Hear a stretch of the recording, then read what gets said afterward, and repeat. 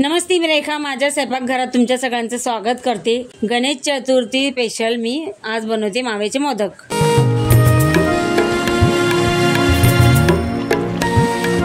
इथे मी कढईला असं तूप लावून घेतलंय आणि आता याच्यात टाकणारे मी इथं 1 कप दूध घेतलंय आणि इथं मिल्क पावडर घेतली आहे। 1 कपाचीच आहे मिल्क पावडर बी।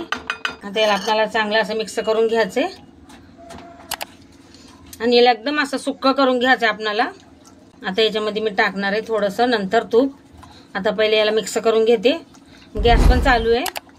हे बघा हलकसं असं मी याला साठवून घेतले, हलकसं शिजले बस। आता याच्यात टाकणार आहे मी 1 चमचा भरून तूप, म्हणजे आपलं ते कढईला लागणार नाही असं।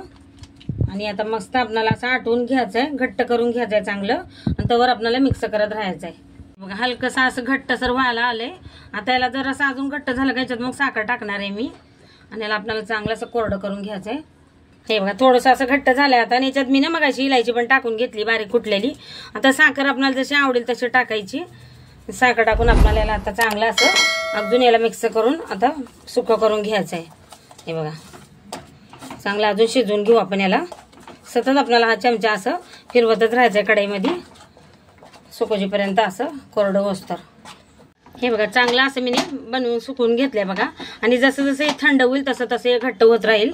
तर आता मी याला अजून हलकसं असं 1 मिनिट परतून घेणार आहे आणि मग गॅस बंद करून टाकायचा आणि याला थंड होऊ द्यायचं। जसं थंड होईल तसं अजून घट्ट बनेल। मग हे बघा 1 मिनिट असं मी चांगलं असं हे करून घेतलंय मिक्स परतून चांगलं। हे बघा आता याला आपण थंड होऊ देऊ आणि मगच आपण याचे मोदक बनवायला घेऊ। आता याला मी पंख्याजवळ असं हलकसं असं थंड करून घेणार आहे। आता गॅस करते बंद। हे बघा एकदम कोरडं करून असं थंडगार करून घेतलंय बघा, एकदम मस्त असं सुक्क पण झालंय पिठासारखं।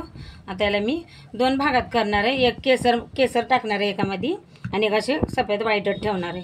आता याला मी प्लेटमध्ये असं काढून घेते। हे बघा मस्त असं सुक्क कट एकदम कोरडं कट झालंय बघा आपला मावा। आता मी पहिले असे व्हाईट बनवून घेते मोदक। इथे मी साचा घेतलाय बघा असं। आता याच्यामध्ये मी भरते असं तिघांमध्ये असं भरून घेते, म्हणजे आपलं नोक पण अशी मस्त होते मोदकची। हे बघा असं दुसरं पण मी भरून घेतलंय बघा।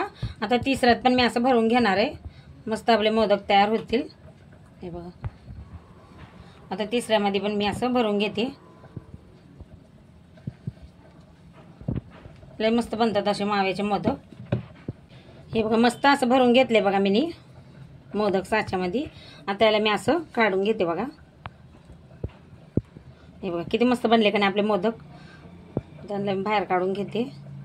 अजून जरा चांगलं भरून घेते याच्यात जास्त मी पहिले कमी भरलं होतं तर एकाला अशी चांगली नोक आली बघा।